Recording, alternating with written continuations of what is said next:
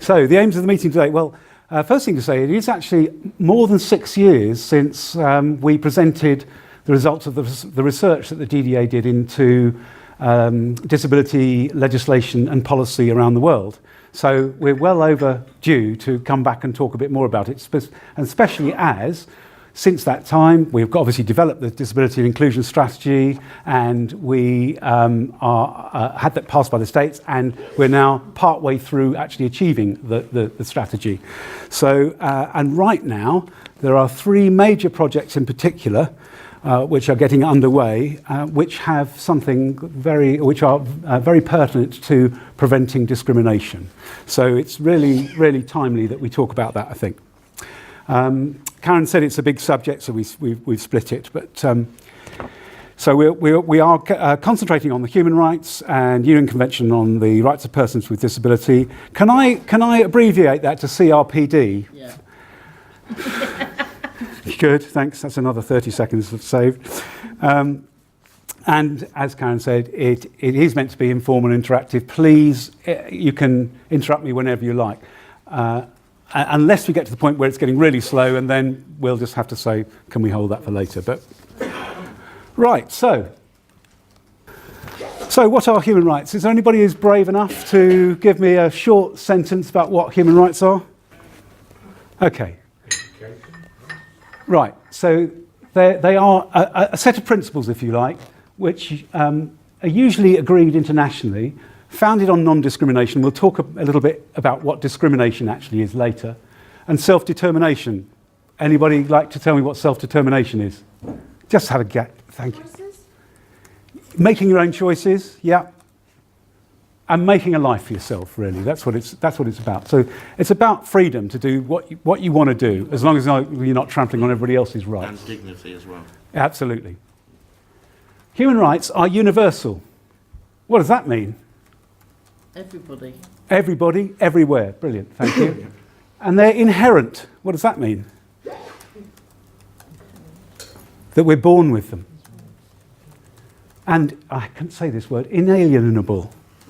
How's that? What does that mean? They can't be taken away. Can't be taken away, and they can't be changed either. And they're interdependent and interrelated. This is really quite important, actually, because you'll get some governments trying to agree to certain rights and not others. But and to do a really simple analogy here, or example here is, let's say you have the right to work, and then you also have the rights, and then you might have the right to use public services. But if you've got a government who says, yeah, you've got the right to work, but doesn't facilitate your right to transport, then you can't get to work. I know that's a very simple analogy, but basically you can't split them up. This is something that not everybody realises about human rights. We always think of human rights obviously about what your government mustn't do to you, or what your government must do for you, but perhaps what we don't often think about is the duty it places on us as citizens. We have a duty to promote respect and have empathy for the rights of others. That's an interesting one.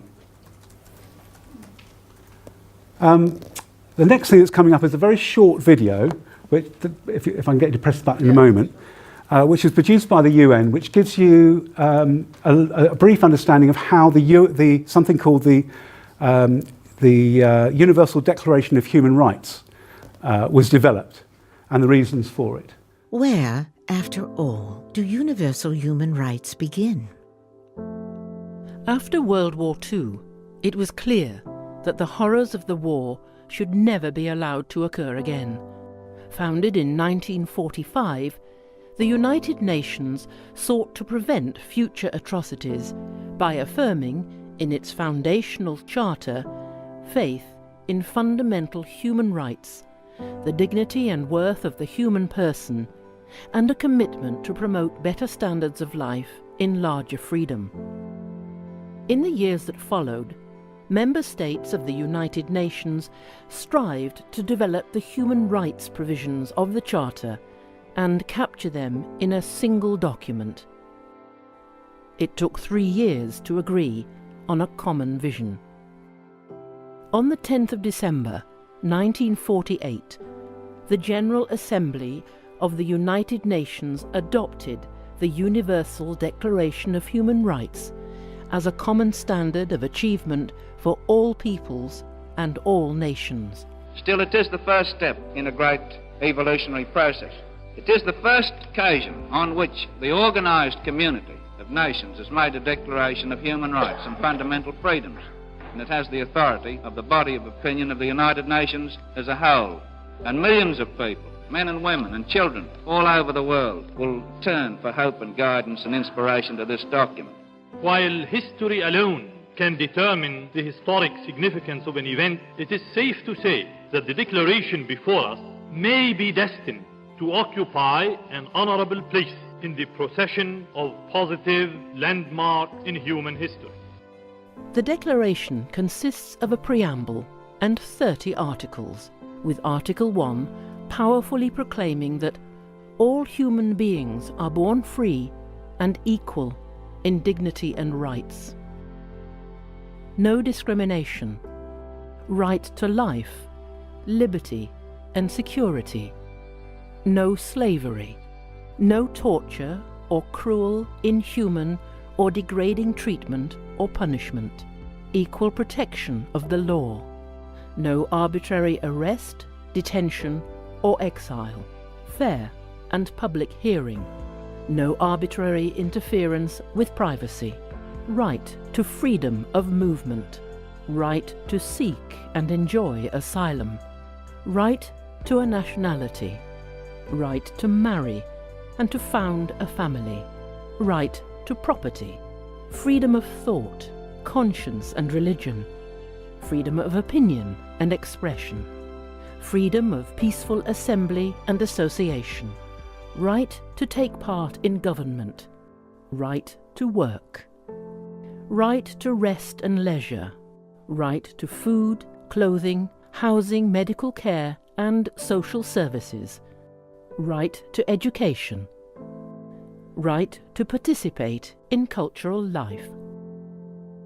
These human rights are not country-specific. They are not a reward for good behavior or particular to a certain era or social group. They are the rights of people of every color, from every race and ethnic group, whether or not they have disabilities, citizens or migrants, no matter their sex, their class, their caste, their creed, their age, or sexual orientation.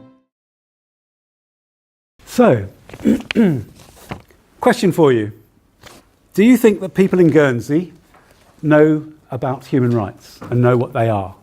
If you think they do, put your hand up. If you think they don't, keep your hand down. It's interesting. Why don't you think? Well, a lot of people probably think they know, but in reality, it's completely the converse. Okay. Any views? They've probably never done anything that they need to know this. Interesting. They need to find it out. You know, they've just carried on, and it's all swimming along great. So I don't need to know anything more. I think there's an awful lot in that, actually. If they did know the rights, they would know there's certain things they have with God, and then they'd shout about it. Oh, you cynic. I think you're right, though, as well. Yeah, true. They probably don't worry about it until they're in a situation that they need to. You know, like I said, most of us spell it on. That's just the way of life until you're in a situation that you need to shout about it. Yeah, I think a lot of people perhaps can't necessarily see a relevance. And we have generally a very comfortable life here, don't we? And we think of human rights as being something that might apply in Syria or somewhere, not necessarily in Guernsey. It's interesting that the right to work is in the Declaration, but we see it as a document issued to help you find employment. Yes, it's true. Yes. Well, yes. Sorry? Sorry. In a real sense, there's a lot of isolation there. People, they live in their own little world in spite of the television screen. Yes, that's true. And that's probably particularly so if you're disabled, perhaps. I think also people clearly don't realise their responsibilities. No. Which is Yeah, which she started off with. It's everyone's responsibility. Well, right at the beginning, when this is Eleanor Roosevelt, who was the first lady. Her husband, Franklin D. Roosevelt, actually was a disabled man himself, although he hid his disability. He had polio. She was one of the main architects of this amazing document. She was involved in the drafting committee. And right at the beginning of that video clip, she started with a quote. And I'd like to read the whole thing to you, because this is something, this moved me and made me think quite hard about it, about the relevance to Guernsey. Was this 1948 as well? Yes. So she said, "Where, after all, do universal human rights begin? In small places close to home, so close and so small they cannot be seen on any maps of the world. Yet they are the world of the individual person, the neighbourhood he lives in, the school or college he attends, the factory, farm or office where he works. Such are the places where every man, woman and child seeks equal justice, equal opportunity, equal dignity without discrimination. Unless these rights have meaning there, they have little meaning anywhere. Without concerted citizen action to uphold them close to home, we shall look in vain for progress in the larger world." That's why I think they are hugely relevant in Guernsey. Particularly perhaps the UN Convention on the Rights of Persons with Disability, but of course I'm biased, but we'll come to that. But which of these rights are actually recognised in Guernsey?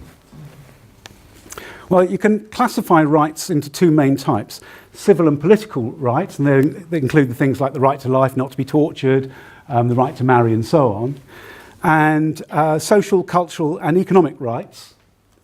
And they're the things like a right to an education, right to be employed, and so on.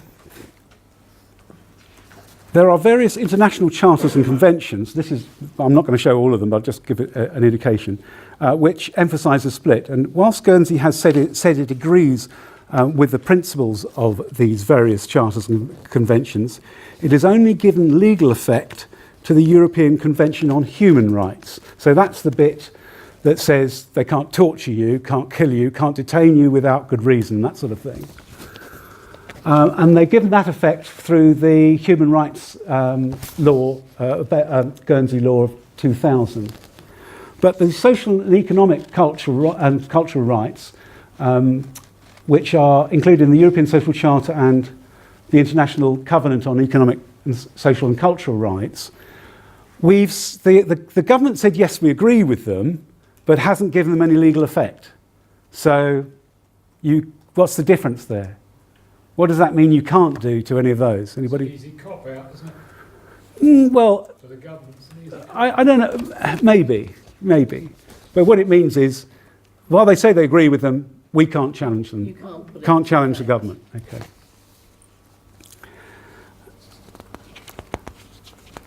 Right. So why, if we've got the Universal Declaration of Human Rights, why might we need a separate convention dealing with disability?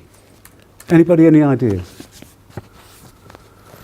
Well, disability is totally separate from It's the same rights. same rights. Yeah. People don't realise that. The UN Convention on the Rights of Persons with Disabilities doesn't give any new rights, doesn't have any fewer rights. All it is a guide. It guides governments. What they discovered was, whilst many governments were making strides on recognising rights, they weren't recognising the rights for certain groups, particularly women, actually, and disabled people and children.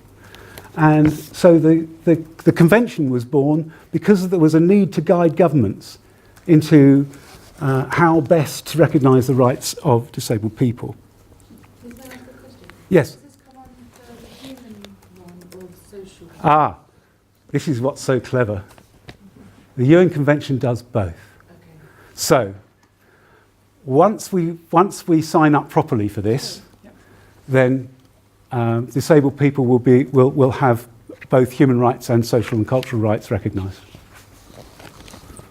I'm not sure all the politicians knew that, but that is the effect of it. I, well, no, you can. No, I don't think anybody in our government would really not ratify this now. If one, no, I don't believe. I think there'd be a revolution.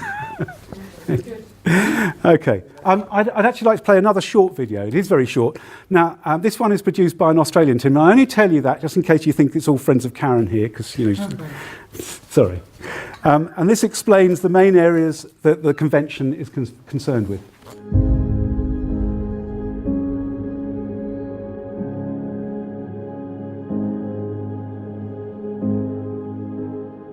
We are all equal before the law. Women and girls with disabilities should have the full rights and freedoms enjoyed by everyone in the community. As children with disabilities, we have the right to express our views on matters that affect us. We are capable and contributing members of society. We have the right to physical access and information access.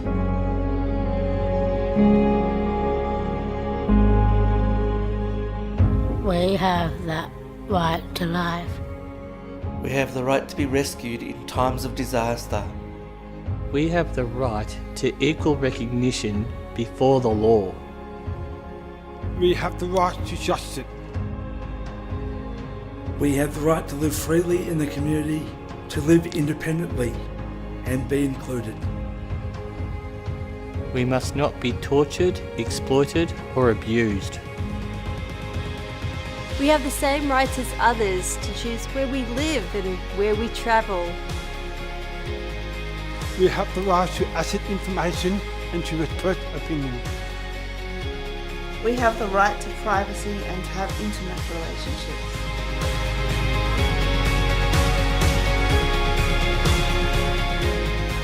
Our children cannot be taken away just because of our disability.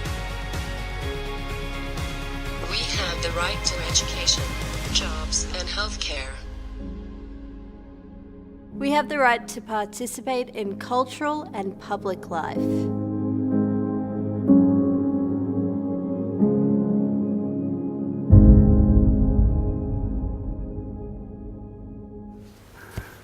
What? Sorry? Interesting verb choice. We have the right.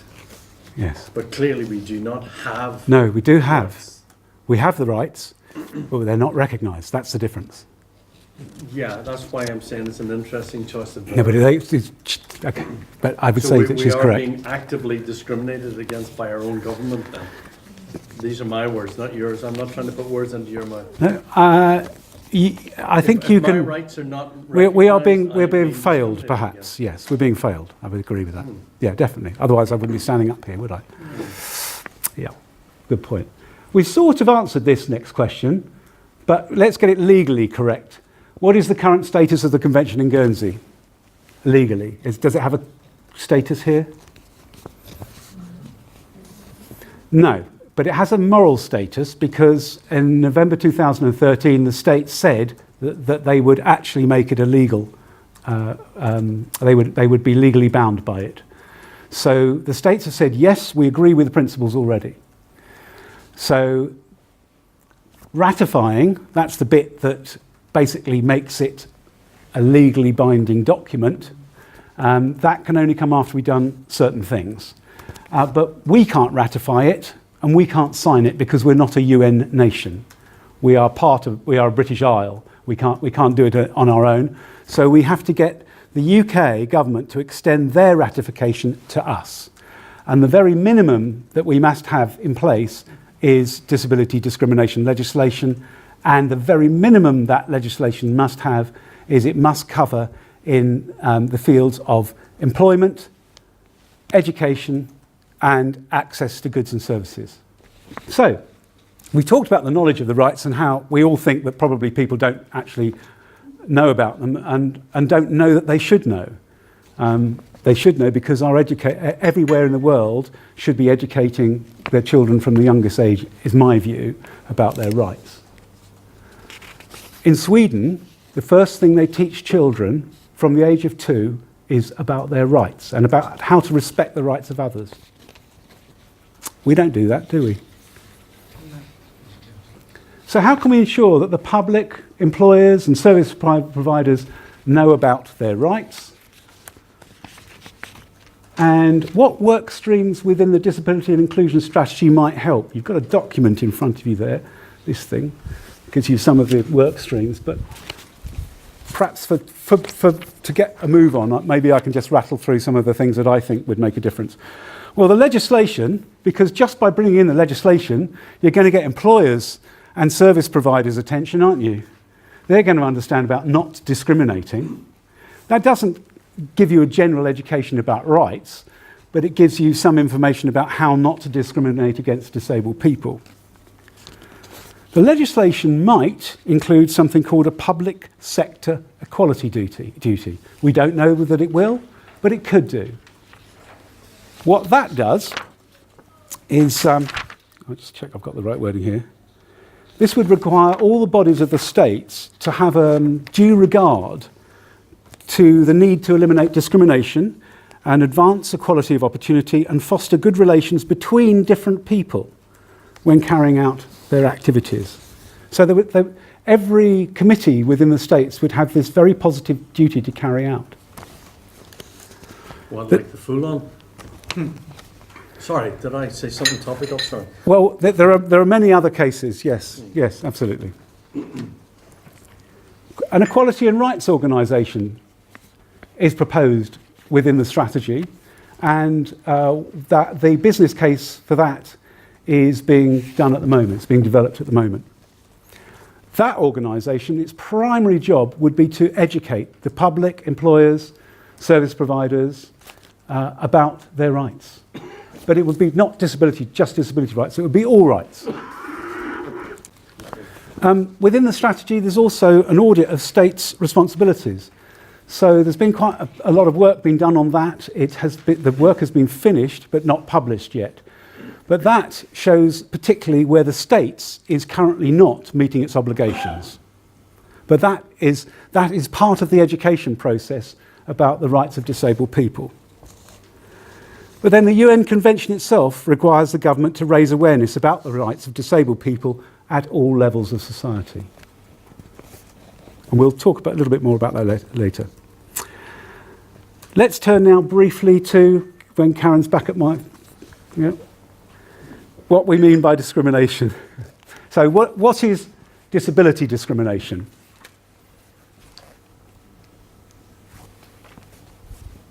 It's where someone just discriminates against somebody just because they've got a disability. So what does discriminate mean?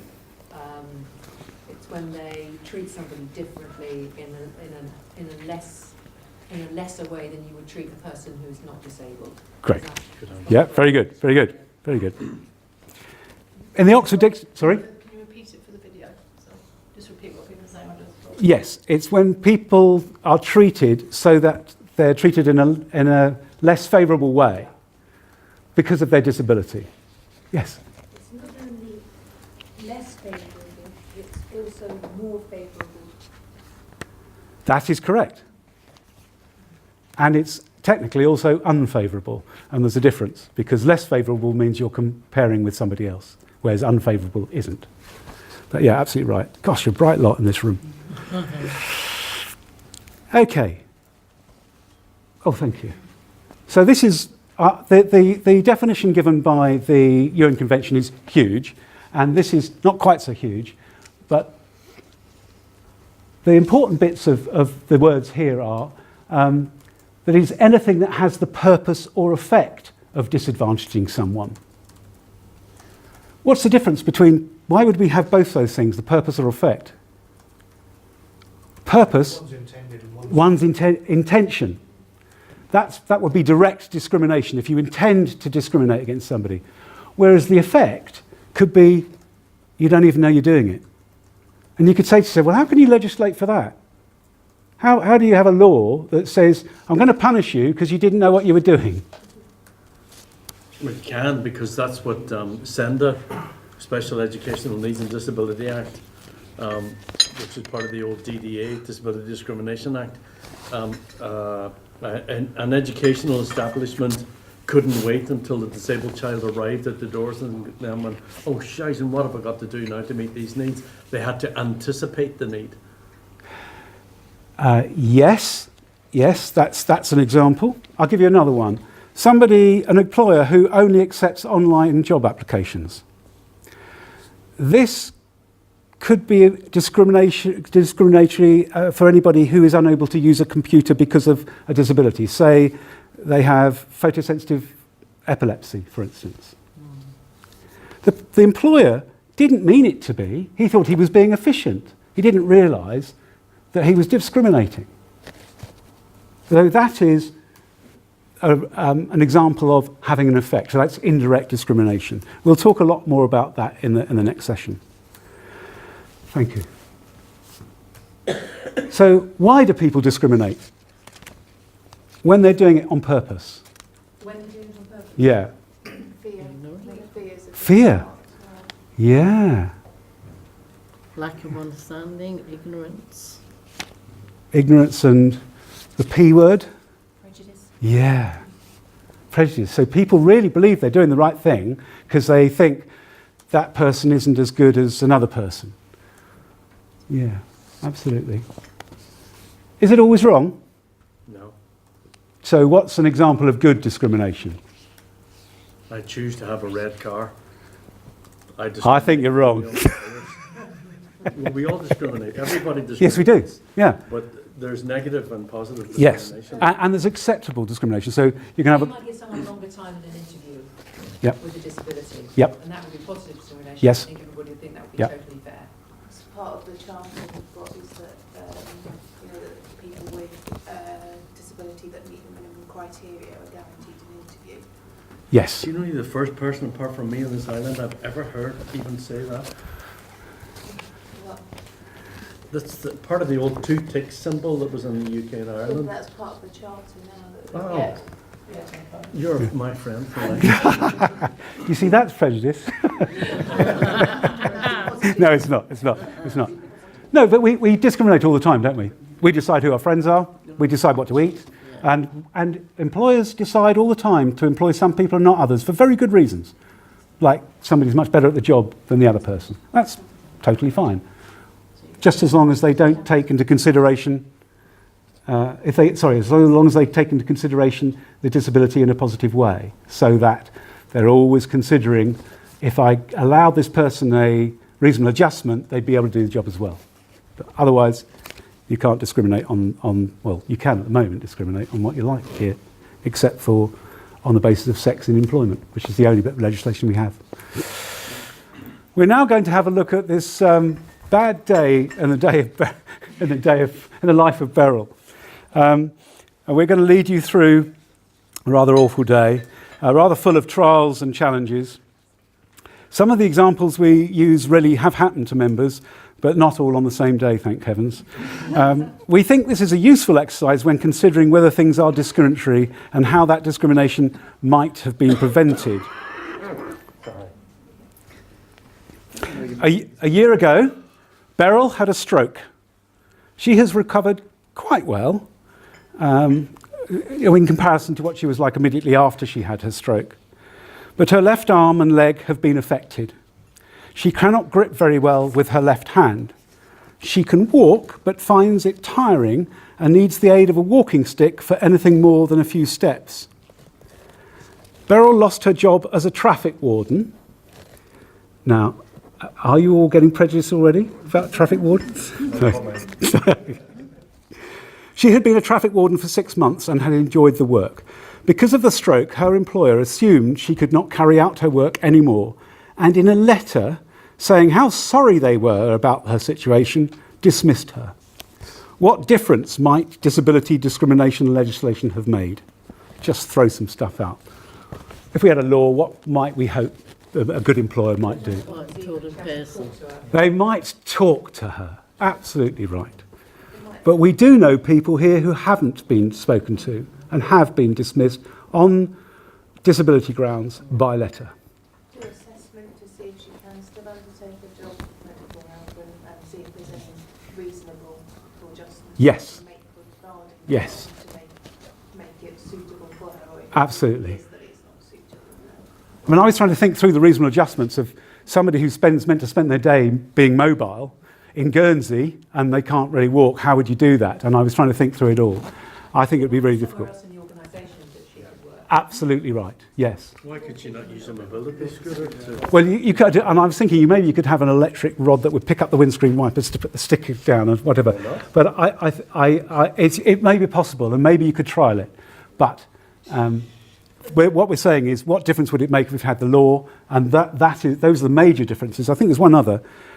You could argue that it would be good practice for an employer to, in this particular situation where somebody's had a stroke, and we've got experts here who can tell me whether I'm wrong here, but people do often recover over a period of time, a certain amount. And what might be good is to leave it some months to see if it was possible to hold the opportunity open for her, particularly if she loved the job and was good at it. So, well, a good employer would do that. Yes. For another reason other than to say to a valued employee, take your time, take the stress out of it, don't worry about anything, you concentrate on getting well and we'll talk in due course. And I know that you can't do that forever and a day, but you can certainly do it for longer than however many, I can't remember what you said it was. But yeah. And involve occupational health for a case like that at a fairly early stage in a supportive way. Some people don't see that as supportive, but it can be supportive. Can you keep repeating what everyone says? Because it won't be Oh, on I'm the sorry, video. I No, can't. that's okay. So just Alan's just mentioned occupational health. yes, Alan's just mentioned occupational health. Sorry, I'm no good at this. I'd never make a TV presenter. Okay, well, the good news is that Beryl has a new job as a telephone receptionist, and she starts today. Beryl wakes up early, excited, but a bit nervous. She makes her way to the kitchen to make a cup of tea. Beryl is learning to cope with her impairment, much help to Headway and other professionals, although everything she does takes a bit longer because she has to do it one-handed. Beryl decides to watch the news on TV while she drinks her tea. This is a challenge, walking without the use of her stick and carrying her tea, but she reaches the living room table and puts the cup down without spilling a drop. She allows herself a little smile and a metaphorical pat on the back. In the eyes of the public, thinks Beryl, us disabled people are either objects of charity, or we are heroes, or we are scroungers. It was strange, she reflected, how she felt a certain social pressure to be heroic and to show the world that she can still manage. She sometimes feels that people treat her differently these days because of her disability, and not always in a good way. It's an interesting point, isn't it? Is Beryl right? Are disabled people seen as being one of those three categories? Absolutely. I think they are, yeah. by some people. By some people, I yeah. don't think it's unanimous or No. universal view, but I think, yeah, it's a A majority. large percentage. Education. So those who do think that way, where do they get those impressions from? Well, the headlines in the Daily Mail. Yeah, that's not helpful. Newspapers. Oh, I'm useless. Do you want to stand next to me? So they get these things from newspapers. Yes, they get these ideas from newspapers. After the Olympics, where all the Paralympians were all called superheroes, that started the onset of the British government attacking disabled people. So that was a catalyst, because then suddenly all of social media, many members of the public said, oh, well, if these people can do this, well, surely they can work. We shouldn't be paying them incapacity benefit and all those other. Wait, I don't remember any of that. Well, that's a fact. It's actually an accepted fact by many. I do remember there was a whole thing about there are a load of scroungers and they can all work. That all came out at a similar time, and it wasn't very helpful. No. Well, and then but when they actually published the real figures that disability benefit fraud is less than 0.4% or something, nobody wants to know that because it's not really interesting. No. You know, it's not a bit of demo. It's unfortunately it's real news, not fake news. If it's fake news, yeah, no, it doesn't sell newspapers. Absolutely right. Yeah. It also doesn't help when you have a minister standing up and talking about how unproductive disabled people are in the workplace, and you know, because he's talking about the big economy and its unproductive side of the workforce, and placing labels on people that allow people to then focus attention on one particular area. I think that's something with human rights. We are all human and should be seen as human first. When we start categorising people with labels, that's when you foster an environment where you can start to discriminate. Yeah. Sarah's making the point that we shouldn't label people and be prejudiced, really. And we have to think about people as individuals and what they're individually. I don't want to put words in your mouth, but that's, you know, okay. Can we look at what the UN Convention says about this? There are very few things that governments have to do immediately. One of them, we said, is to bring in legislation. The other thing they have to do is take immediate, effective and appropriate measures to raise awareness throughout society, to foster respect for rights and dignity of persons with disabilities, to combat stereotypes, prejudices and harmful practices relating to persons with disabilities, and to promote awareness of the capabilities and contributions of persons with disabilities. That is what's meant to, should have started in 2013. It is getting underway now. But it has to be at all levels of society. It has to start with our children, and we have to even carry on doing it till we're all pensioners, as I am. Is that what they mean by including at the family level, by like Yes. from child? Yes, yes, at every level. And actually, I think it's likely to be really effective if we can do it correctly at a very early age. Because I remember correcting my mother about her racist views, because I was taught very well at school. And I'm not sure I ever changed her completely. She kept calling it the packy shop and things, but you know. I believe you can educate discrimination out and racism out and sexism I think you out. can, yes. But you've literally got to start at, to borrow your age from Yeah. earlier, 2 years of age. A child has no concept of the F word. A child heard the F word from another child, you heard it from an older child, who maybe heard it from a young adult, and who maybe heard it in their home. But a child has no concept of the F word. So a child has no concept of discrimination on the grounds of impairment or whatever. Thank you, Andre. No, please don't. Because you speak nice and loudly and I keep forgetting to repeat everything. And you're all going to get bored if I repeat everything you say. This is a really important one.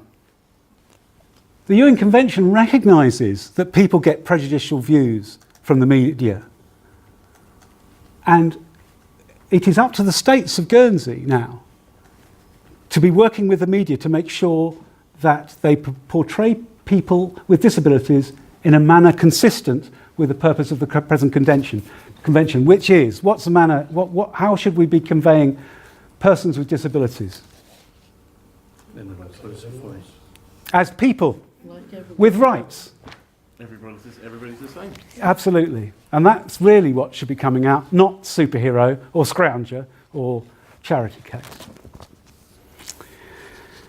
Back to Beryl, watching her TV with her morning cuppa. Beryl finds that her daughter has unplugged the TV. Beryl is always reminding her not to do this, and if she does, to plug the TV back in. Now, although Beryl can reach the cable from the TV, she finds it really difficult to reach down to the socket to plug it back in. It's too low, and she's frightened of falling over. If the socket had been higher, Beryl wouldn't have had such a problem. If she'd been in a wheelchair, she wouldn't have been able to reach any of the sockets in the room, or indeed the light switches. Is this discrimination, or is this just bad luck? It could be both. Yeah. Discrimination also, because whoever simply haven't thought about her being in a wheelchair for the positioning correctly of all the plugs to sockets. Sorry? It's by effect rather than intent. It's by effect rather than intent. Absolutely right. Because she always lived in that house, and before it was fine, and now it's not. So Yes, she wasn't always a victim of a stroke, was she? No. So you're right. It was probably fine for her. Yeah. but it's the purpose and effect. So, is there any Guernsey legislation dealing with this at the moment? Oh, it's a new build it is, yeah. Well, if it's a new build, there are, or if it's a substantial refurbishment or a change of use, there are. So these building standards we have already, and they say that they are designed so that the sockets are a height that wheelchair users can use. Light switches are at a height that most wheelchair users can use, not all. Sorry, Andre. But actually, going back to Beryl, actually all the other flats in the block have sockets and switches at heights that could be reached by many wheelchair users, as the flats were built to building standards. But a previous owner of Beryl's flat had carried out a refurbishment and changed the position of some of the sockets in that room. Is that legal? It's legal, but you're obliged to put it back to where it was whenever you leave. It might be under UK law. Under document emitters. But he didn't do it. She didn't do it. Right. Yeah. Yeah. No, I personally think that we should treat accessible features as importantly as we treat the preservation of historic buildings. Because if you can't use a building, what's the point of it? So that's something that we need to work on. Back to Beryl again. Shouldn't accessible features trump historical buildings? Well, I don't think your question was, shouldn't historical features trump the preservation for history? Some people would feel they should, but I don't think there's anywhere in the world where they trump. I think America comes close because they insist that everywhere should be accessible. There are no historical buildings. Sorry? There are no historical buildings.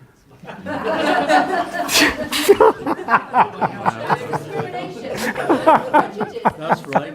I'm Canadian, I'm allowed to discriminate. Okay, back to Beryl. That's because he's not an American, he's a Canadian.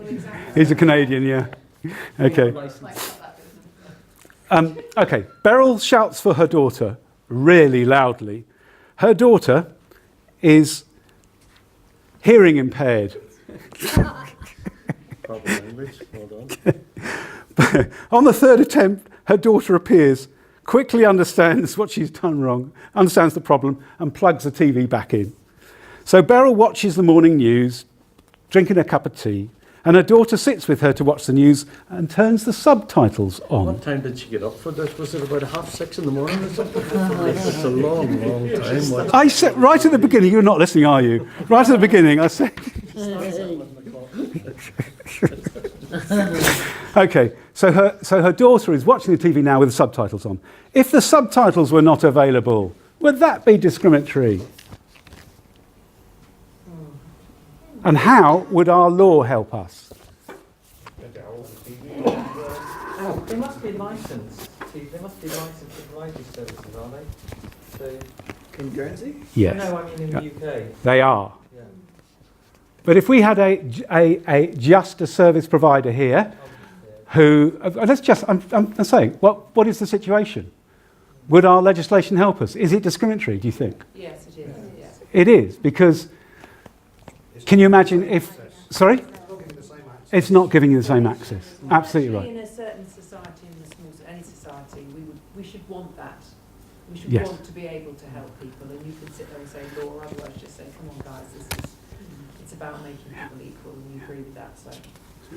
But the point that Barry made is very good. Yes, they are licensed, and we are fortunately gaining from the UK licensing arrangements and the targets, because there were targets over a 10-year period to go from virtually no subtitling to 80% subtitling now.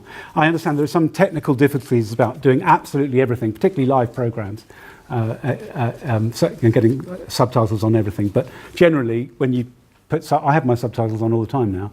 But, yeah, so but that is an example. If a company stopped it, then our legislation would indeed be able to tackle that. However,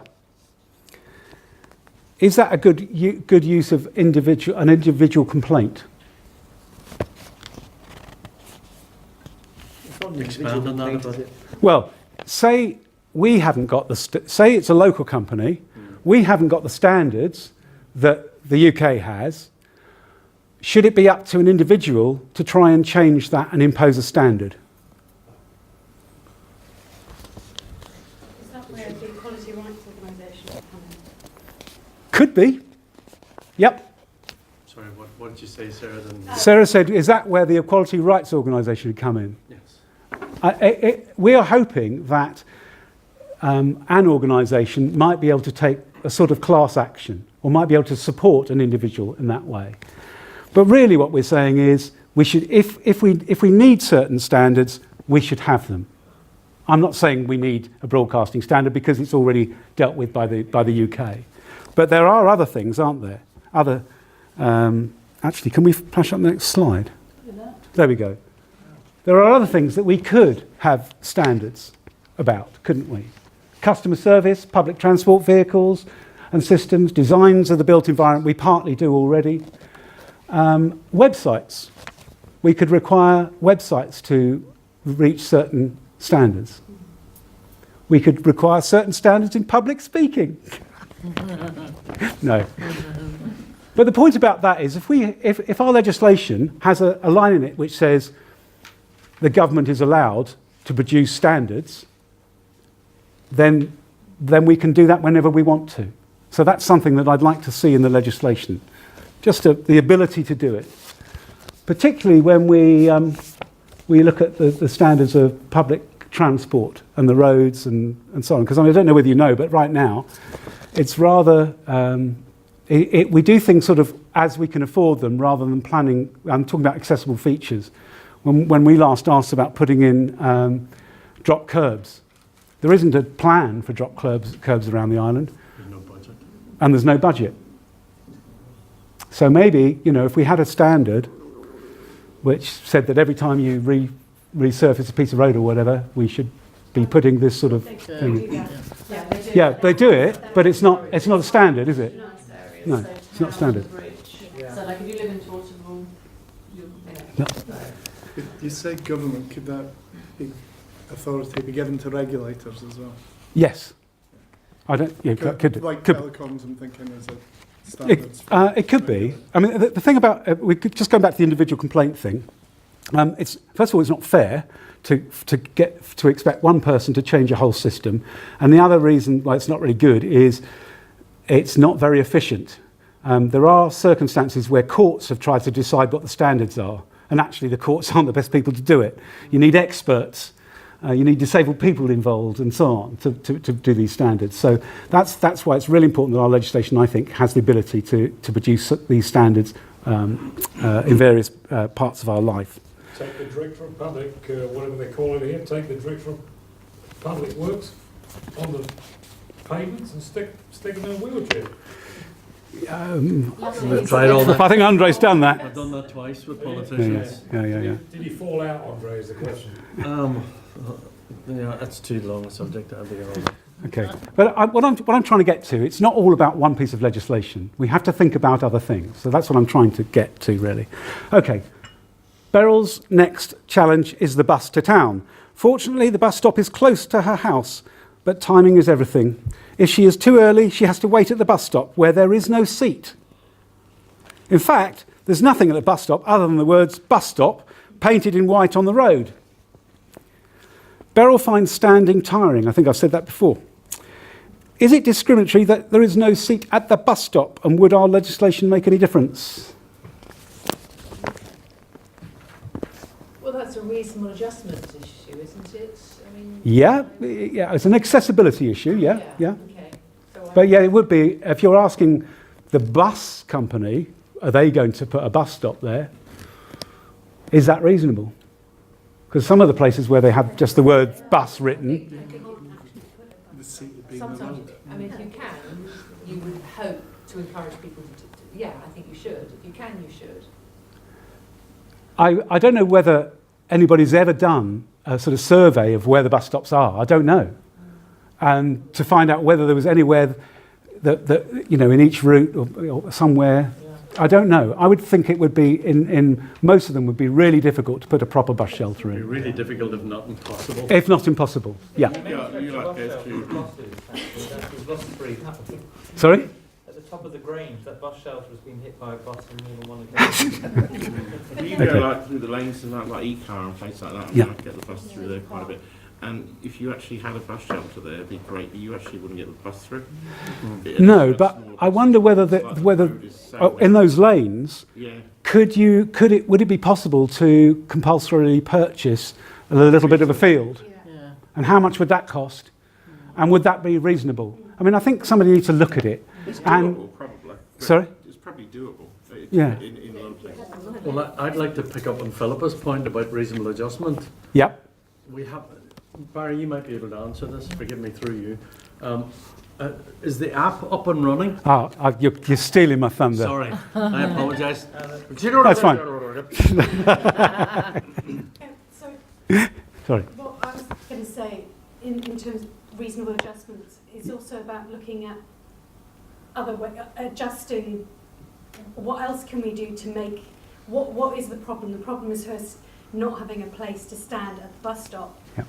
If she was waiting at home and could look at the bus app and see where the bus is arriving, again, then there might be a different way of. Also, if the bus drivers are aware that you are actually allowed to flag down a bus anywhere along the route, as long as it's safe to do so. Yeah. And I think people don't know that. Yeah. You know, so she could find a place along the route that she could sit at and wait for the bus stop, as long as that was a safe place. And I think if the bus company was then aware to expect inquiries from somebody, is there somewhere on that route that's close enough to my house that I could potentially wait at, that isn't that particular area where it just says bus? Okay, well, I think that's great, and but I'm going to revisit that a bit more, the whole thing about the reasonable adjustment, a little bit more in a minute. So Beryl times it perfectly and only waits a minute before the bus comes into view. The bus stops, the door opens, but the driver hasn't knelt the bus. There is no curb at the stop, and Beryl cannot manage to step up into the bus. Beryl has to ask the driver to kneel the bus, which he does. Beryl gets on and reaches in her bag for her card wallet to get her puff-in card. Have I got that right? Yes. Okay. 55p journey. Right, yeah. But she can't get the card out one-handed and asks the driver to help. He lifts his eyes as if exasperated and, perhaps meaning to be funny, says, "I'm your driver, not your carer," but begrudgingly takes Beryl's card from the wallet and swipes it. And swipes 2 journeys. Okay. Beryl sees the good in everyone, but is struggling with this particular driver. Now, this is not a real example, and no reflection on CT Plus, who we love, but we are aware of occasions in the past where buses haven't stopped for wheelchair users, and there was a time in particular in the past where there were often problems with the ramps. And I know we've got all new buses, and it's fantastic. But what measures might have stopped Beryl having these problems? So we've talked about some of them, haven't we? We've talked about the phone app. There's another thing that might have helped, which we have already, which is the accessibility cards. Everybody know about those? So you can have a card which explains to the driver what your impairment is and what help you might need. It might have helped if there was better company training for the drivers. We understand there is good company training now. Possibly even regulations regulating the training. They have that in Canada. The existence of disability discrimination and, of course, the ERO. There is something else that could help. I was going to mention this later, but the biggest thing that would help Beryl, because actually, I'm going to talk about the end of her journey in a minute. She's got a 200-yard walk, or whatever it was I've said here, at the end of her journey. It's much more difficult for her. How can we make things better for people where that sort of journey is really difficult because they have to either get to the bus stop or get from the bus stop at the end to where they need to get? What's the other adjustment that we could do, that society could do? Sorry? Door-to-door kind of. Door-to-door.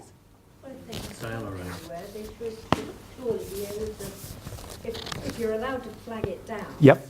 surely you must be also allowed to say, can you go another 100 yards? Yeah. Yeah, I think you probably can. Is that right? Yeah. But of course, Scheduled bus route on Guernsey is one of those. yes, the issue could be at the end of the journey. If you're in town, you need to get up Smith Street or whatever. For those of us who are regular users, that's just a laugh. Okay. For later. Yeah. Okay. But there are other reasons why people might benefit from Driving along at 3 miles an hour because they're so far ahead, or not showing up on time. Routine, daily. Okay. Thank you. Sorry. You hit my. Can I one sore place and that's it. You just hit it. Can we just stick to disability now? Yeah. Right. So let's stick to disability.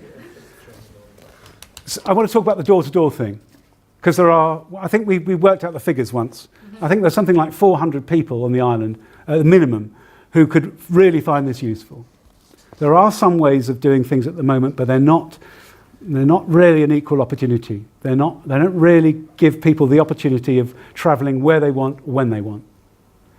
And I would suggest that's one thing that we need to look at. Okay. Whilst Beryl is still on the bus, somebody left a copy of the press on the seat next to her. On the front page is a story about a new inter-island plane service being licensed by the states. Beryl wonders whether any thought had been given to disabled islanders. Can anybody tell me, without a law, is there any duty on the states to consider the needs of disabled people? Is there any duty on the states now? By resolution. By state's resolution. By state's resolution, there is. Yes, it is. Where does it sit within the disability inclusion strategy? Hence my earlier comment, le foulon. Yes. So, but what that means is,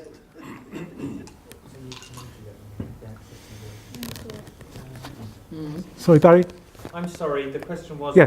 what's the issue with the full or? I was saying Oh. there's a new cremator going in, but the access is not good. Yeah, no, yeah. It's Access not. is not, that's kind of an understatement from you now, Barry. Access is not good. Okay. Can I quote you on that? There is no access. I can, because I live in the center of the full. I'm only teaching Okay. you, Barry, I'm not having a go at you. So the point is, we already have a policy, and this shows the weakness of policy, because we've had a situation with an inter-island ferry service, we've had an inter-island plane service, we've had the issue with education reports that don't take any notice of disabled people when the states have said they're going to by policy. I'm sorry, I'm going to be critical, but what I'm saying is I'm being realistic. Policy alone won't do it. That's why we need legislation. Yeah. Okay. That's the saddest part of it all. Well, that's often the way. Nobody wore a seatbelt until it became law. Well, some people do. Why do we, this can seem naive and probably stupid, but Yeah. why do we tolerate a situation such as I had, 3 weeks ago? When we flew in from England via Jersey. Yeah. We get on one of these little puddle jumping airplanes to come from Jersey to get here, because the flight was cheaper that way. Yeah. So you get on the plane in the wheelchair in Jersey, no problem at all, because they got the machine, the actual machine to go up. Yeah. You get here, Yeah. and they haven't got one. How the hell do they get away with that shit? They get away with that because the EU regulation 1107 2006 only applies when you're flying from Europe into the Channel Islands. It doesn't apply in between the Channel Islands, and it doesn't apply going from the Channel Islands to the UK. So what happens? What happens to is I understand what you're saying, but it's ridiculous. Yeah, it is. Yeah. Because what happens to common sense? I mean, Common sense was never a common gift. Okay, that I've got to say, you're absolutely right, Steve. That is a whole subject, and it is being dealt with at the moment. With the states are in conversation with both with our main airline here and also with the airport authority, because the other strange thing is. But they shouldn't have. Excuse me. Yeah. To interrupt you, but they shouldn't have a license to operate if they haven't got the right equipment to get human beings on and off on and off airplane. It's nuts. That's what you're saying. I agree with you. I agree with you.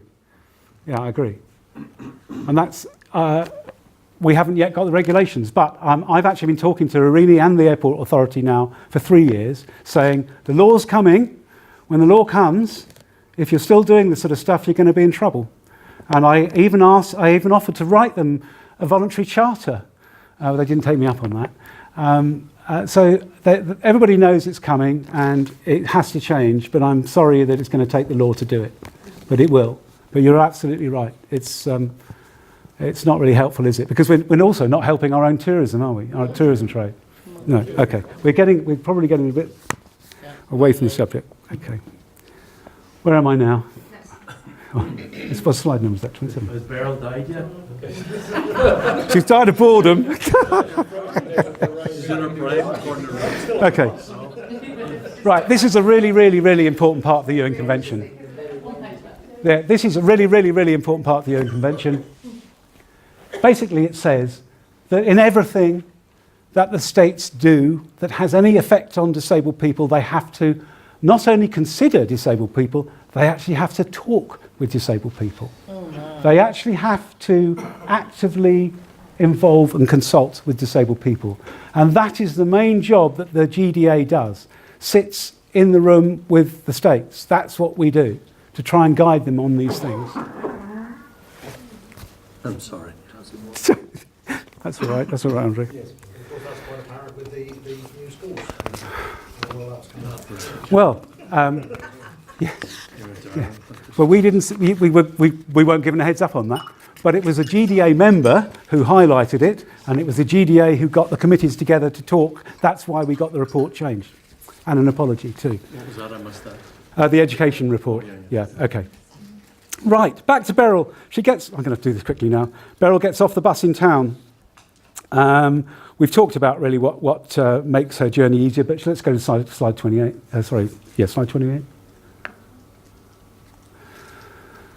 The UN Convention is quite clear that all services have got to be responsive. Did that go further? Yeah, have got to be responsive to people's needs. So that's where the whole thing about possibility of door-to-door comes in. Right, next one, sorry. And no, back one, sorry. No. Okay, and basically, just to show that the UN Convention obviously deals with transportation in many different ways. Right, this is the sting here. Beryl is met by a manager who leads her to the reception desk. Beryl takes her seat and props her walking stick up near her. The manager says, "Oh, I don't think that looks very good there," and hides the stick behind a cabinet. "Just let me know when you need it and I'll fetch it for you," the manager says. Was that fair? What does that do? Straight out of my disability quality. You stole that from my disability quality.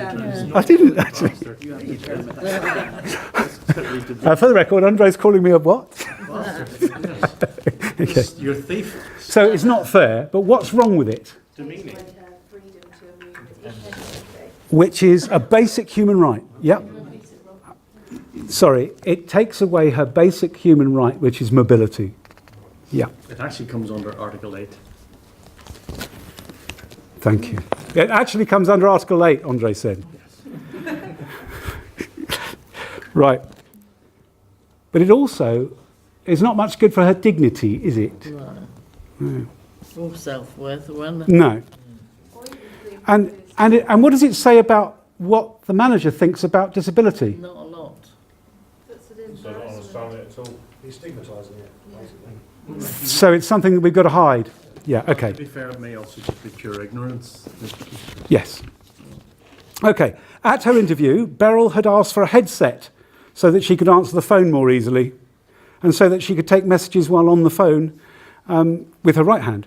She asked the manager for the headset. The manager looked flustered and apologised and said she'd forgotten all about it and thought that Beryl should be able to manage without it for one day. Despite not having a headset, Beryl enjoyed her first day. The only thing was that every time she had to take the message, she had to squeeze the phone between the shoulder and her ear so that she could write.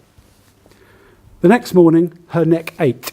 When she arrived at work on her second day, her manager said that it was more difficult than she thought to fit a headset, and it would mean extra expense of getting a phone engineer out.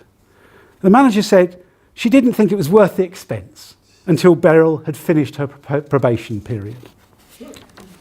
How do you think Beryl felt about that? This actually is a true case. No. But it was worse than that. Again, not being listened to. You're not giving her the opportunity to succeed, so... Not giving her the opportunity to succeed. Is that against the law at the moment? What, here? Yeah. No, it's not against the law at the moment. That's exactly what our legislation hopes to do, to make people think and to understand that this is just not giving people a fair crack at the whip, is it? Giving them an opportunity to do the job. So that is a reasonable adjustment, a denial of reasonable adjustment, which is a very basic infringement of a human right. Well, when it's tied into probation periods as well, it's quite intimidating. Because she will not complain if she wants to get through the probation period. Yes, indeed. If it was put like that, there's a Yes. subtext there. Yeah. Get on with it. Yeah. The probation period. But when the law comes in, probation periods will mean nothing. No. Because it doesn't matter what your probation period is, you can't discriminate when the law comes in at any time. Okay. Well, anyway, Beryl resigned. Thank God. And she decided to leave straight away. But the next bus wasn't for an hour. So Beryl called a taxi. But she didn't call Rob Harnish then? When the taxi arrived, she saw it was a low saloon car, and the door opening was quite low too and restricted. After her experience with the bus driver, she decided not to ask for help. She managed to get in, but walloped her head on the door frame as she sat down. Great day. What might have made a difference? Would a disability discrimination law help? This is a sort of similar subject here. How would that help? There wouldn't have been taxis around. Oh no, that's wrong. Would all taxis then have to be to a certain standard for disability for everybody? I think the answer is that ideally, in an ideal world, all our taxis should be as accessible as possible. That you should be at least be able to get certain types of wheelchairs. You'll never get all wheelchairs. You wouldn't get some of the very large ones in.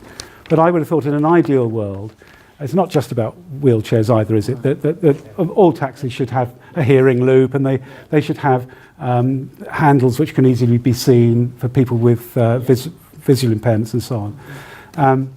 But would it be right to take this taxi driver to court to say, I think he needs to change his taxi? No, that's not No. It's not reasonable, is it? No. What would be the reasonable way of achieving that change? As a disabled person, I take responsibility for me first. So if I'm phoning you as a taxi, I will tell you I'm a wheelchair user and to send me a wheelchair accessible vehicle. Okay. If you're at the town ramp, taxi rank, Taxi rank, yeah. how long have you got to wait for a wheelchair accessible taxi? And you've got to sit in the queue or stand in the queue, same as everybody else. How long are you going to actually wait for a wheelchair accessible taxi? Well, that's the issue. Because How many are wheelchair accessible at the moment? I think there's 8. Yeah, under the task force strategy, we issued 8 places for people who wanted to have wheelchair-abled vehicles. Right. So you've got, if there aren't actually 8 around yet. No. But so we've got a total of 100 and, is it 120, 130? Taxis? Yeah. I'm sorry, I don't know. I think it's 100 and something. Okay. My point is, if there are only 8, you've got to wait a very long time before you might find one that is wheelchair accessible. That isn't equality of opportunity. In a good world, one where that doesn't discriminate, and actually that is discrimination if you have to wait longer or have less opportunity to get into a taxi than everybody else. The reasonable thing to do is what? How do you change your taxis? Every new license is issued must comply with a minimum standard. I think that's how everybody else has done it. And the UN Convention is all about progressive realisation. Yeah? So it's making changes over a period of time. So if we set a date and said, okay, 15 years' time, all taxes are accessible, would that be reasonable? It would be, but you could build up to that rather than just being a whammy, you know, because if I'm saying 15 years, so I'm saying as you change your car. Oh yeah, then yes. Because you don't change the plate, do you? The plate goes to the new car. You know what I mean? Yeah. But if I'm retiring and I'm selling my plate, like my next door neighbour did. Yeah. If I'm selling my plate, Yeah. then if you want to take that plate up, Yeah. then you could have a policy that says you don't need a law for that. You can have a policy that says, right, if you want this plate, you must be on a minimum standard of accessibility vehicle. Okay. Because remember, Social Security flouts the law for disabled people because it has a policy to means test every disabled person's application. So it breaks the law in Guernsey because it's got a policy. I'm not quite there, sorry. Article 10 says that I, as a wheelchair user, at the point of need, will have my need met. Yeah. But Social Security says, no, we will means test you first. Right, okay. So my needs are being denied under an actual act that exists, a law that exists in Guernsey. Sorry to use me as an example. Right, okay. But because Social Security has a policy of means testing, I don't get my needs met. But that's a policy, not a law. That's a policy, not a law. The law states I will have my needs met. Yep. But the policy says no. Right. We will. Okay, so well, you'll be able to challenge that then, won't you?